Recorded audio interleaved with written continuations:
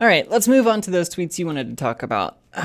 This one, Dr. All Erica right. Anderson, the health Dr. Erica establishment. Anderson is the first one to be discussed. Mhm. So, this is not a minor person. This is someone that was and they've actually taken it out of their bio, interestingly enough, a former WPATH board member.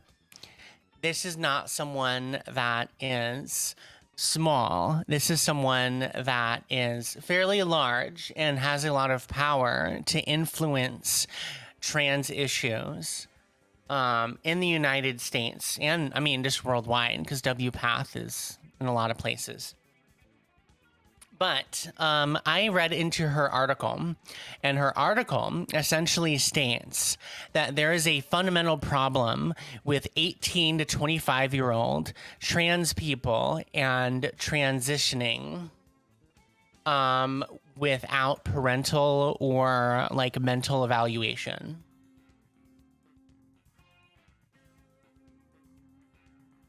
Specifically, she says this first part as if it's something bad, and I'm going to read it to you. In recent consultation, divorced parents recounted that their 18-year-old son questioned his gender during his senior year in high school, moved on to a university, and during the fall term, as a freshman, presented as female at the student health center and was started on gender-affirming hormones. Now, to Erica, this is a bad thing. It is not to her, it is not a good thing that an 18-year-old didn't consult their parents to get HRT. An 18-year-old? But that's an Yes. adult. That's a legal Yeah, adult. specifically, if you look at her wording throughout this article, she's specifically talking about the 18 to 25-year-old population and slowly builds the narrative that people between the ages of 18 and 25 are not competent enough as adults to make these decisions. So they should be required to go through a therapist.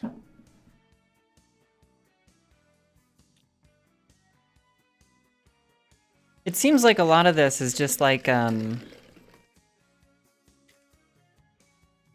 what's the word I'm looking for? It's like alarmist, right? Yes. Like it's just reactionary. People, It I think a is. lot of these people are like people, even other trans people that went through WPATH before, right? They're like, Yeah, which is this person. This person's a trans woman and she went through WPATH. okay, yeah, no, that tracks. But like, something like I don't want to say like gatekeepy, but almost like there's a disconnect there, and it's usually with older people, right? It's usually with these older trans people Yes. that there's this disconnect between this like online thing. I even had it too, you know, like back back in my Tumblr days. I remember having that same almost opinion that you know, people get into these communities and they start to like want to be in the in group or whatever, and then they do behaviors to be accepted in the in group.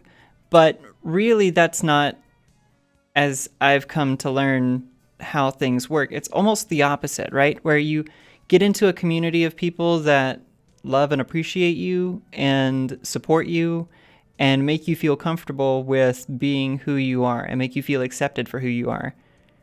And it's from that that people feel comfortable with taking on that identity. So it's not that people in these groups are like brainwashing other people to be trans. Rather, it's finding acceptance within a community of like-minded individuals makes you want to, I don't know, be more true to yourself. If Yeah, you're more comfortable exactly. with your body, if you're more comfortable with your mind, like, that's what we should be going for. So it's not the only thing that, as far as I mentioned so far, about the article that's bad. I'm going to read a little bit more into some of the things that she says, and you'll see it starts getting extremely concerning.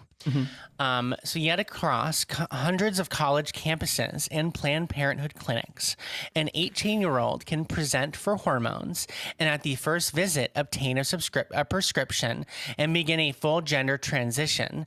Sometimes this happens with no mental health screening or evaluation beyond the opinion that they are competent to consent by a medical provider. This is building the narrative that informed consent is something that WPATH actively wants to be gone. Yeah. They don't like it that you can go to a clinic, be told that, you know, these things are what the medication does, and then you get it. They don't want that. They want you to be gatekept by a mental health care provider. Yeah, absolutely. Well, like, I don't know. Like, I feel like adults should be able to make those decisions for themselves. I mean, 21-year-olds can go drink, and they're arguing that, oh, you should be 25 to... The thing is this type of informed consent is standard for pretty much most surgeries. But for some reason, when it comes to trans people specifically, they are gatekept behind mental health evaluations. Yeah. Well, shit, you can get a boob job anytime. Yeah, you can get a boob job or get your nose touched up or something. Yeah. And you don't need a mental health note evaluation in order to do that. Do you need a mental health evaluation to get a tattoo?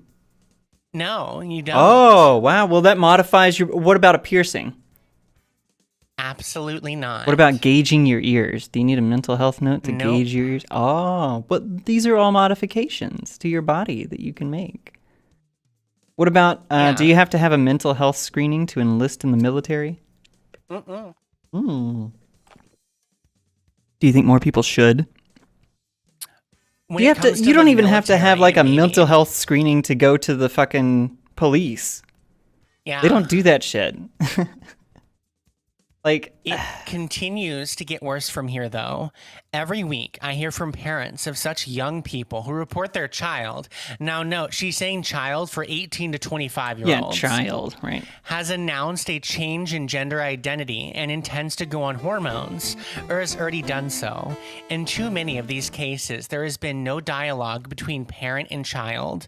Again, child, and no input from mental health professionals and gender specialists who can help guide the young adult. Yeah. This is absurd. Someone that is 18 to 25 years old does not need parental approval and working with their parents to obtain HRT. No. This is, like, that is literally absurd. Yeah. Yeah, there's no reason that you should need consent from your parents. You know what my parents did to me when I turned 18? What did they do? They were like, if you don't like it, you can get the fuck out. You know what I did when I turned 18? You got out. You think if I had to go through, well, I didn't start transition until 31? 30, actually. It was like a couple weeks before my 31st birthday, I think. And if I had to go through like my parents, if I had to get a note from my parents to transition, I'm sorry, honey. That's not going to be possible. Yeah. This is absurd. And on top of that, transitioning and being forced to involve your parents in the process would genuinely make it more stressful. Yeah. What if you are a young adult and your parents are super homophobic and super transphobic and you are forced to involve them in this process and it just makes everything worse? Yeah. Yeah, no, this is terrible. Why would you ever want to force a trans person to have to go through people who might not support them to do the things that they want to do? This is so stupid. This is so fucking stupid. It continues to get worse as well. In most cases, the staff at university health or counseling centers are conscientious and well-meaning, but because of the Family Educational Rights and Privacy Act, employees of colleges and universities are prohibited from releasing information about students to their parents. And communication with them is illegal unless the student requests it. Many counselors do not want to interfere in these family dynamics because their peers have coached them that a student's identity is their identity. Their body is their body, and their choice is their choices. That's true. Yes, it is.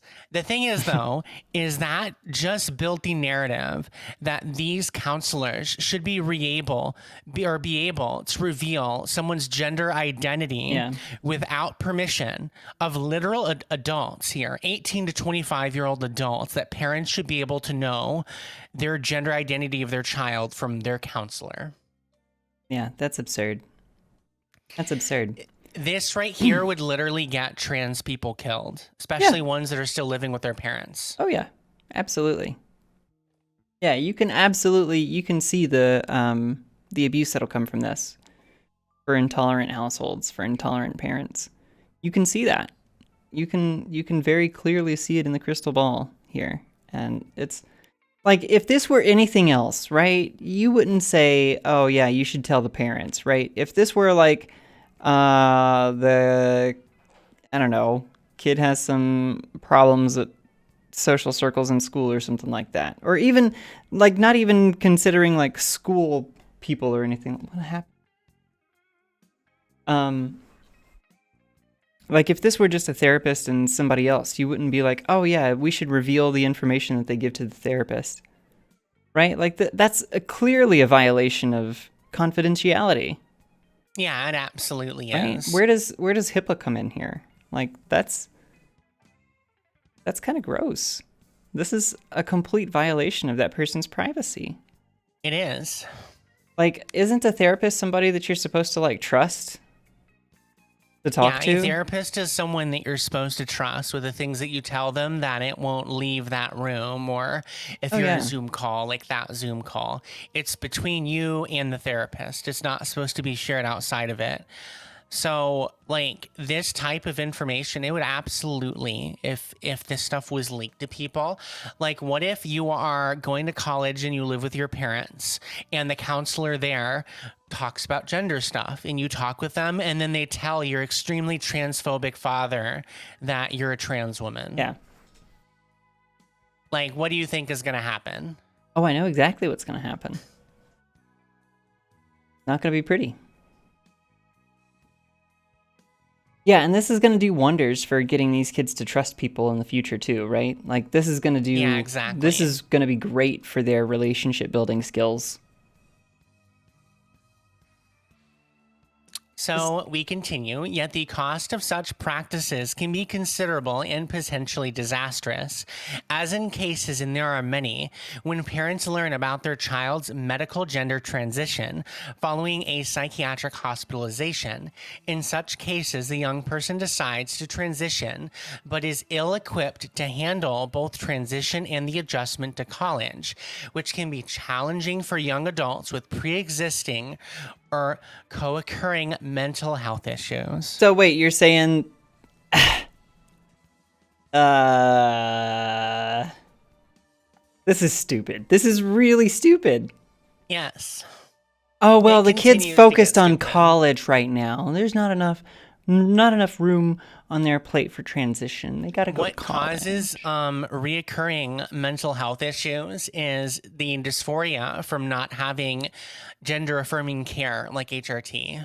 There was a thread that I came across on Twitter. I think I retweeted it. Yeah. This one's really powerful. I want to read it. Do you mind? Yeah, of course. Go ahead. I'm thinking about how when I started tea at 23, everything got worse for a while. I had always had a lot of serious mental health issues simmering gently in the back of my mind. I could mostly ignore them and was mostly okay because I was so far removed from my body and my life that I was puttering around like a robot. I wasn't really okay. I was in a holding pattern, a kind of purgatory. I would never really be okay, but I could keep everything at bay so it never got that bad. I could have stayed there forever.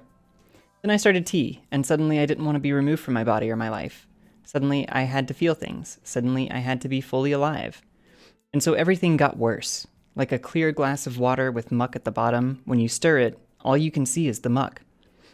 I dropped out of law school after 6 weeks and was hospitalized with a life-threatening eating disorder, which had always been there, and bad, but it had never gotten bad enough for me to make it better. You could have pointed to the hormones and say, see, you're clearly not trans. This is making you worse. Informed consent is a mistake. Detransition immediately. But I knew that wasn't true. I knew that without transition, I would be in a holding pattern forever. I would be keeping myself away from problems instead of going through them and coming out the other side. When I read that article advocating for people to be denied medical transition until the age of 26, I imagined those 3 extra years of being in purgatory, in a holding pattern, of the misery of being not okay but also fine, of being kept from your own life. I can't imagine how much harder my life would be if I had to start it 3 years later. 3 years between coming out and starting T were bad enough, and that they warp in my mind, elongated beyond the count of their days. Transition does not fix your problems. Transition provides the foundation to address your problems and hopefully work through them, which is a long and painful and messy process. There's so much more to say about this, about the dignity of risk, about allowing teenagers to injure themselves playing sports or take out burdensome debt, about how every life includes regrets and mistakes, and how part of being alive is coming through. But all I can think of is that I love who I am, and I hate where we're going. That genuinely echoed a lot of my experiences, especially because I only reached about a year of transition, like as of last week. And that absolutely rings true because I don't think I genuinely was that emotional. I would say a good word for me specifically is emotional about so many different things until I came out. And I don't think all of it is entirely due to estrogen. Some of it is just like you are starting for the first time to be yourself. And you suddenly have to confront these long buried things that you buried in order to put on a disguise of who everyone thought you were. And you have to confront these things that you buried. Yeah, absolutely true. But yeah, reading this made me think of that thread. But yeah, that was very powerful when I read that. Like, I do think a lot about the time I spent denying that I was trans, and what life would be like if I had decided that a little bit sooner. But I don't know. I thought about that a lot. I moved out of my parents' home at 23 years old. I could have pretty much immediately, because I was already working full time, started HRT. But the thing is I had for so long buried being trans that it got to the point for me of like, do I really risk it? Do I risk maybe losing friends and family over something that I wasn't entirely sure that I wanted? But in the end, you can't really change the past. It would have been nice if you can go back and tell your past self, you know, maybe you could have come out earlier. But I think what matters more is focusing on the here and now and how you can make yourself happy going forward. And in general, the focus of what could have been is genuine, at least to me, is a toxic thought. It's something that nothing really good comes out of. Yeah, I agree. Yeah, I try not to think about all that too much. I am very happy being Aaron. And I'm very happy with my life now. And I wouldn't change it for the world. I am very happy being Tori. And I am very happy I came out. And I wouldn't change a thing. Yeah. Good. I'm glad. It makes me really happy. Oh, hey, Hinnick. Thanks for the sub. Dado/still here. Appreciate the support. Thank you very much. All right, we're going to continue because there are still some important things that are listed here. A gender transition represents among one of the most difficult psychological challenges a person can experience. Planning and support is critical. In my case, I plan to have 2 gender-affirming surgeries within 6 months of each other. Fortunately, my advisors helped me understand that this was overly ambitious and I changed it.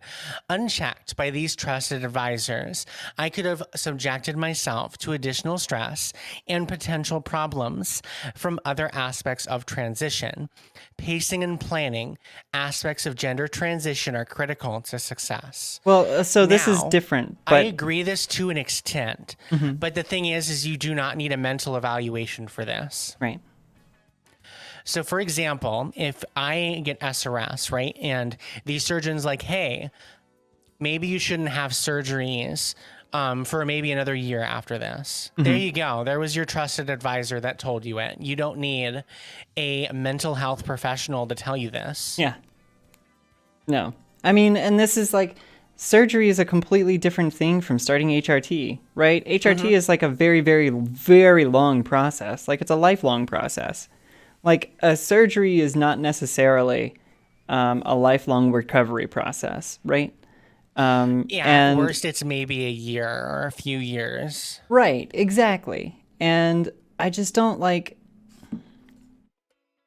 Yeah, it's very clear that surgery would take a toll on your body, like a physical toll on your body. So wanting to pace those apart makes sense. Like, anybody would tell you that, just like you said, you know? Like, anybody would tell you that scheduling those surgeries so close together, especially if you're having SRS. Like, if you're having SRS first and then going in and doing another surgery or something like that, like, yeah, that can be really intense on your body. You might not have even healed fully. But that will go with any surgery, you know? Like, sports athletes have to have surgeries spaced apart because they can't. You just can't. You have to wait for the body to heal before you do another one. Yep, I agree. The consequences of such miscalculations are harsh. If a young person crashes and burns, as I have seen in some cases, it can take years to recover and relaunch. In past decades, parents of college-bound adults worried if their child was prepared to deal with drug or alcohol experimentation. Now, an increasing number of parents are being confronted with their child's decision to transition genders and take hormones. Experimentation in this area can be every bit as destabilizing as recreational drugs or alcohol abuse. Okay, so I get that I cry a lot more now, but I don't think that that's as destabilizing as my alcohol addiction, okay? There's a little bit of a difference there, okay? Just a wee bit. I can still be productive and cry. I don't think I can be productive and be drunk. Okay? And that goes for pretty much any recreational drugs. Like, I smoke a lot of weed, and I still find that it like hampers my productivity sometimes. But that's not true for HRT. What the fuck? This is like, did this person even take hormones? Are we sure? Yes. We're sure. Did, and they have been the head of multiple organizations that decide like guidelines for gender affirming care.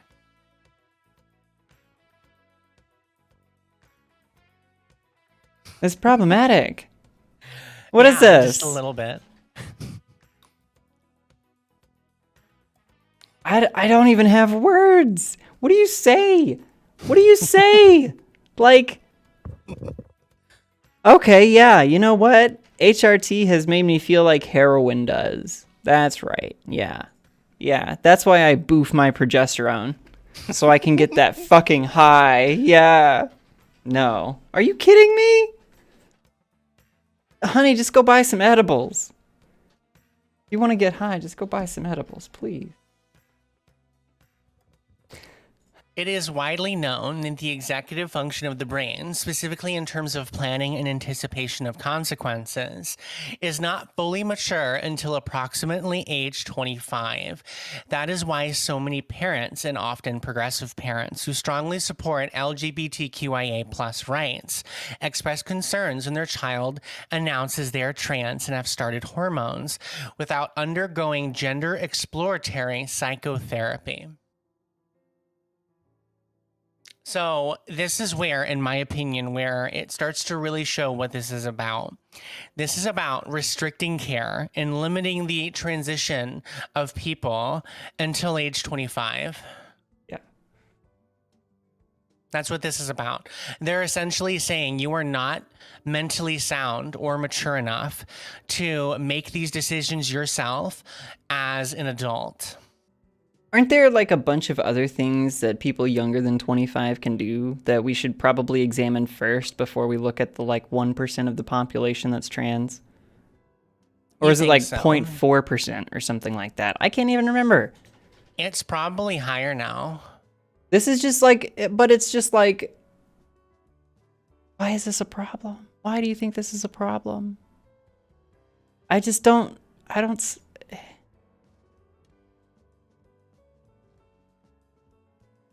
We could say the same things that we say every single time, right? Like, detransitioners are really rare, and the ones that do, like, usually go back, start transition again, or do it for, like, social reasons, you know? Like there's so few people that actually start gender-affirming hormone care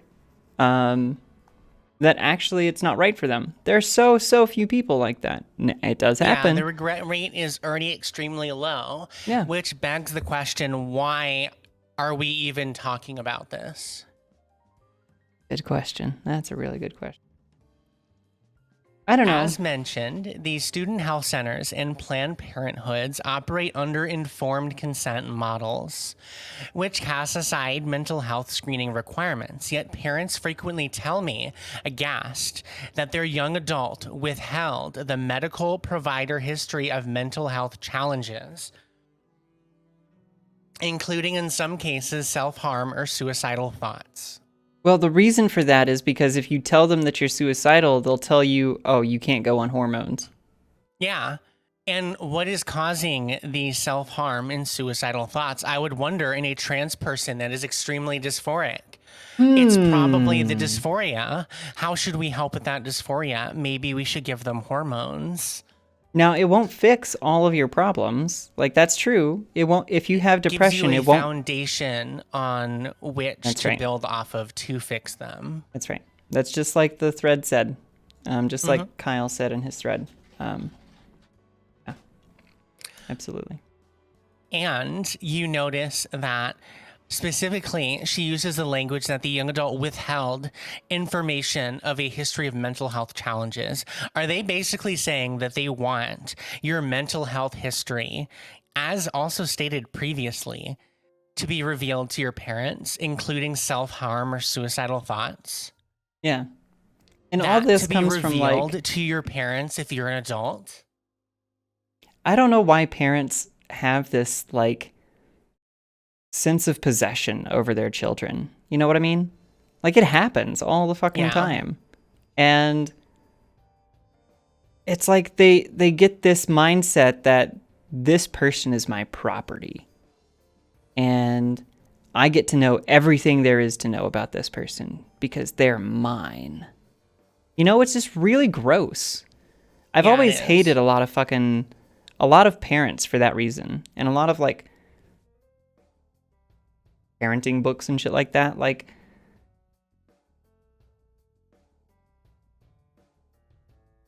I never ever felt like my mom made a choice for me that was in my best interest. Never, not once. Yeah, I can relate to that. Like, I just like, she would make stupid fucking mistakes. Like, she mistook Neosporin cut healing cream for anti-itch cream once, and tried to heal a cut with anti-itch cream. And I'm like, but it's just, I couldn't trust her to make decisions for me.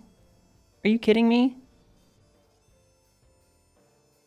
Like, so many parents want to make decisions for their children to, like, use them, you know?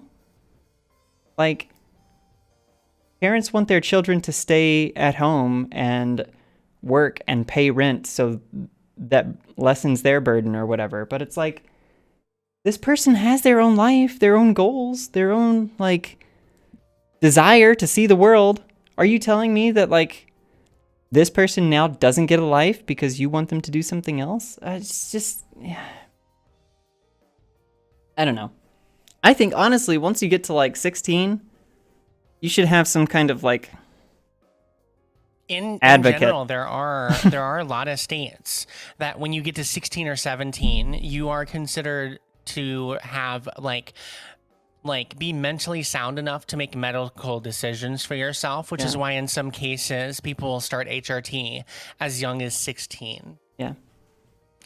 But to continue, other college-age students gloss over the details of their mental health history, dismissing further inquiry or accusing providers of gatekeeping, which in gender-affirming circles is akin to being called out for racism by a person of color. This is just stupid. This was an embarrassing comparison to bring up. That is absolutely embarrassing. Hey, you're gatekeeping care by having me jump through all of these ridiculous hoops that I shouldn't have to jump through. Yeah. Why are you calling... This is exactly like being called racist by a person of color.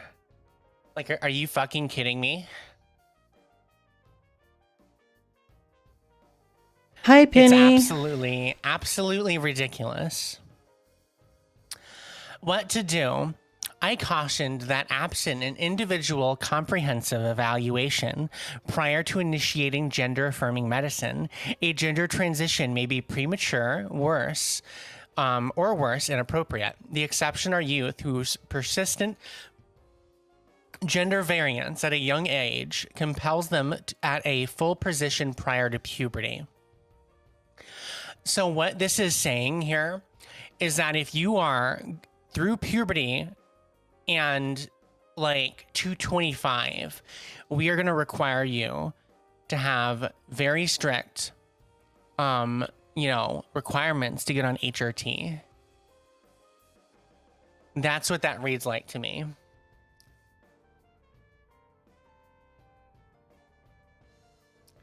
And what about people like me, for example? I have felt I was trans since I was probably about 5 in terms of feeling different. I found out what trans meant around like 11 or 12 years old, but my family was not accepting, so I had to wait until I was an adult and independent. What if I was 23 and decided, okay, I'm independent now. I want to be able to go on hormones. I am forced to cooperate with my parents to get HRT as a 23-year-old that lives on their own. Like, that is absurd to me. Yeah. It's ridiculous. All of this is pretty shitty. And it seems to come from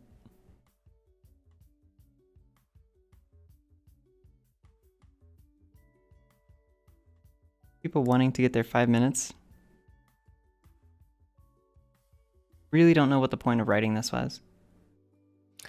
I don't know, because she seemed pretty shocked that people didn't like this, especially trans people. You think they have like their own version of brainworms? They do. They absolutely do. Hi, Penny. It's good to see you. We're talking about this article that was written by the UPATH person. Yeah, this one. Right. Gender dysphoria presenting abruptly in late adolescence or young adulthood may not be a simple or straightforward recognition of gender identity.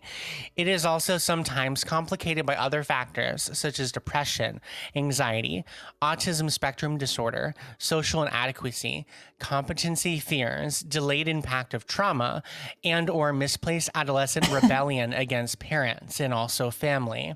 I also believe that the pandemic, social isolation, isolation in too many cases.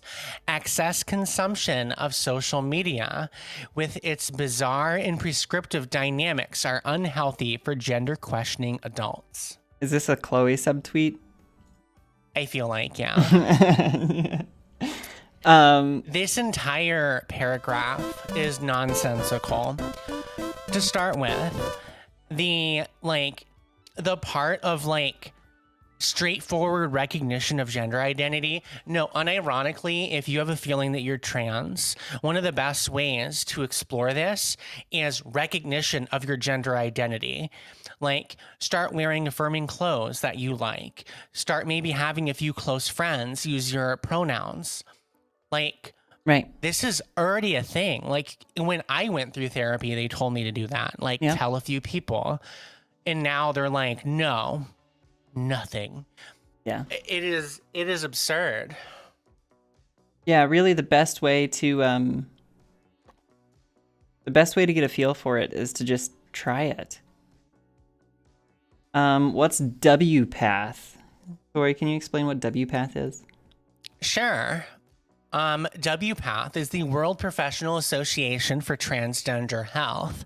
They set the standards for trans healthcare worldwide for things such as hormone replacement therapy, sex reassignment surgery, etc., and they require you to undergo a mental evaluation in order to receive care.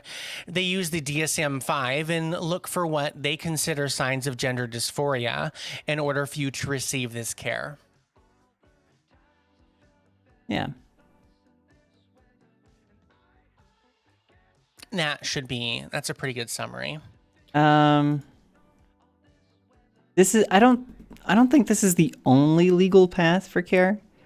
It is but not. It's a big primary one, yeah. Technically services like Plume and stuff like that are legal. Informed consent is technically legal. So I wouldn't say that it's not the only one. Well, it's not When the it only comes to legal HRT, quote unquote path. Yeah. When it comes to HRT, it's not. But when it comes to SRS or other things, a lot of the time it's the only way you can get it is if you also get HRT through WPATH.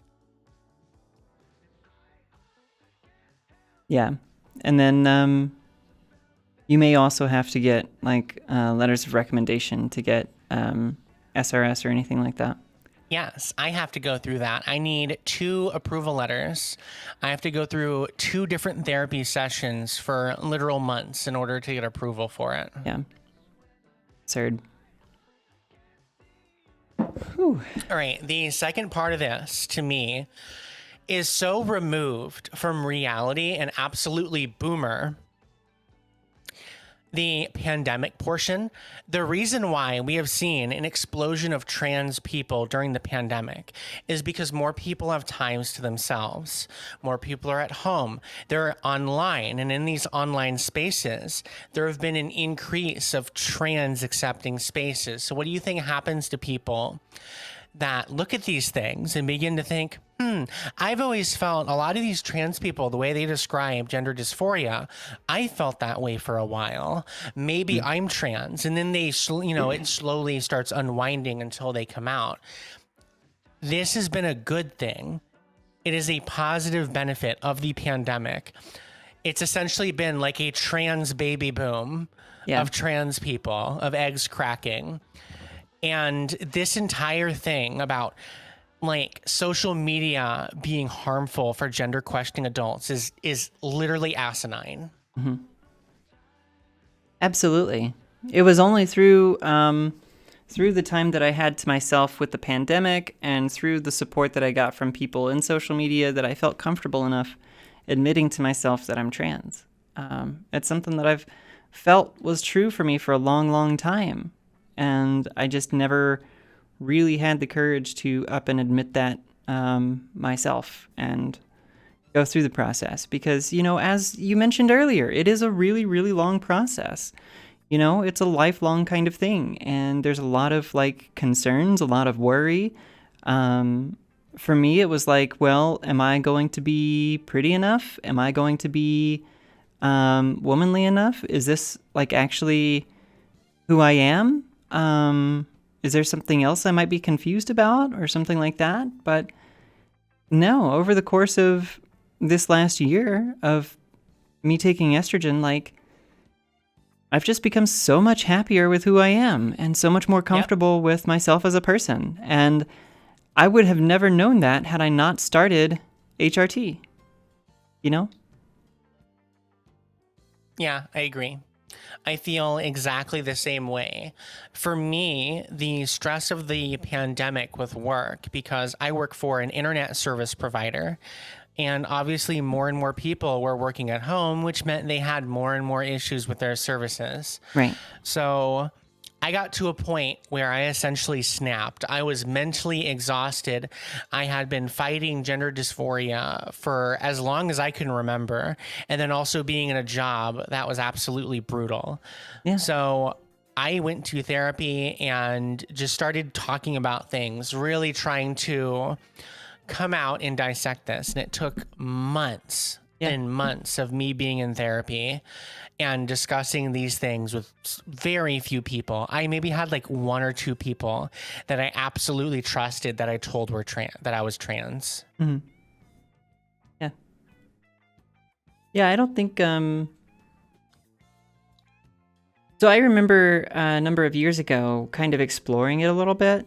I went and I told a couple coworkers. I told my mom, actually, before she passed. And I just kind of wanted to, like, get a feel for it, you know?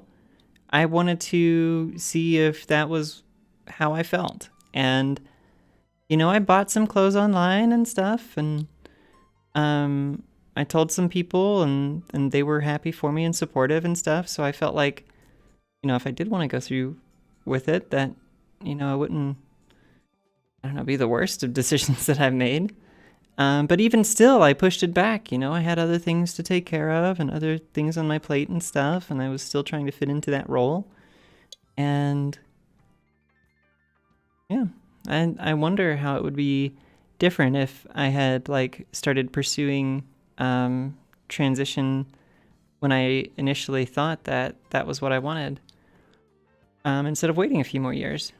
Mm-hmm. But it was really, I think, I needed the experience and I needed the community, because I think even without, even starting HRT, like, before, without the community that I have today, without, like, you and Lucy and all the friends that I've made, I don't think that I would have been as happy, you know?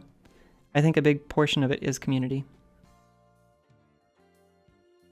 I completely agree. A big portion is community, and that's why we're continuing to see an explosion of trans people coming out. Alrighty, the rest of the article is essentially just repeating a lot of the same things. There's nothing really new. So I guess that's a good point to end it with. As far as the tweet or the account that's deleted, that was a current WPATH board member that said that her experiences absolutely echoed everything, and she entirely agreed with the entire article. And she's deleted her account now. Yes, because she had a massive amount of pushback from trans people.